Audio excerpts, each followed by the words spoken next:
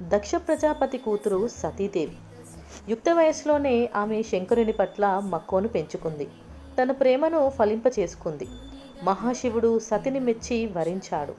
తండ్రికి సతీదేవి పరమేశ్వరుని పెళ్లి చేసుకోవడం ఎంతమాత్రం ఇష్టం లేదు. అయినా కూడా ఆమె అందరినీ ఎదిరించి కూడా శివుణ్ణి పెళ్లి చేసుకుంది. శివుడు ఏమీ లేని బికారి అని, శ్మశానంలో తిరుగుతాడని, శరీరం మీద బూడిద తప్ప మరేం ఉండదని దక్షుడికి చాలా చిన్న చూపు. ప్రయాగలో మునీశ్వరులు జరిపిన యాగానికి అనేక మందితో పాటు దక్ష ప్రజాపతి కూడా వచ్చాడు. ఆయన అందరూ సాదరంగా ఆహ్వానించి మాట్లాడారు. కానీ మహాశివుడు మౌనముద్రలో ఉండి దక్షుని పట్టించుకోలేదు. అది దక్షునికి తీరని అవమానంగా తోచింది. బికారి అయిన అల్లుడికి ఇంత అహంకారం ఏమిటి అని ఆగ్రహించాడు. కోపావేశంతో విపరీతంగా నిందించాడు. అయినప్పటికీ దక్షునికి కోపం తీరలేదు. ఎలాగైనా శివుణ్ణి అవమానించాలి అని తను దక్షయజ్ఞం చేస్తూ సకల దేవతలను ఆహ్వానించాడు, శివుణ్ణి తప్ప.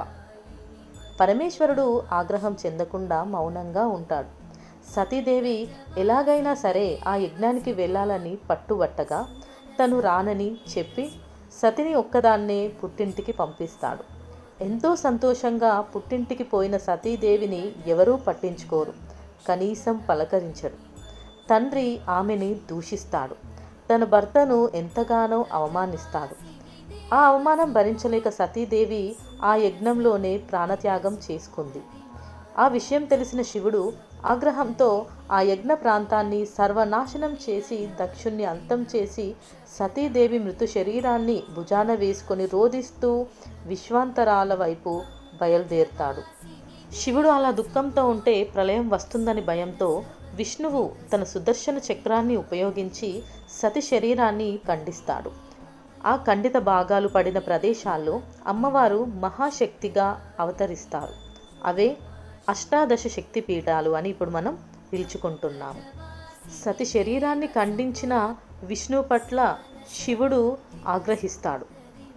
నేను ఎలా అయితే నా భార్యను దూరం చేసుకొని దుఃఖిస్తున్నానో నువ్వు కూడా నీ భార్యకు దూరమయ్యి దుఃఖిస్తావు అని శపిస్తాడు. ఆ తర్వాత శాంతించిన శివుడు విష్ణుమూర్తి అలా చేయడానికి కారణాన్ని గ్రహిస్తాడు. శాపం వెనక్కి తీసుకోవడం కుదరదు, కానీ నువ్వు నా శాప ఫలితంగా నీ భార్యకు దూరమై దుఃఖిస్తున్నప్పుడు నేను నీకు సహాయం చేస్తాను, నేను మీ ఇద్దరిని కలుపుతాను అని చెప్తాడు.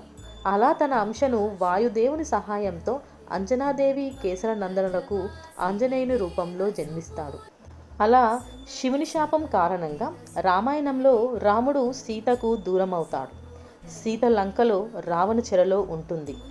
ఎంతో దుఃఖంతో ఉన్నటువంటి రాముడు సీత కోసం ఎంతో వెతుకుతూ ఉండగా ఆంజనేయుడు ఎదురవుతాడు. ఆంజనేయుని సహాయంతో తను సీతాదేవిని కలుసుకోవడం జరుగుతుంది. ఇక్కడ ఆంజనేయుడు అంటే శివుని రూపం అని అర్థం. శివుడు ఆ రోజు తనకి సహాయం చేస్తాను, మీ ఇద్దరిని కలుపుతాను అని ఇచ్చిన మాటను ఆంజనేయుని రూపంలో తీర్చుకొని రాముని సీతకు కలుపుతాడు.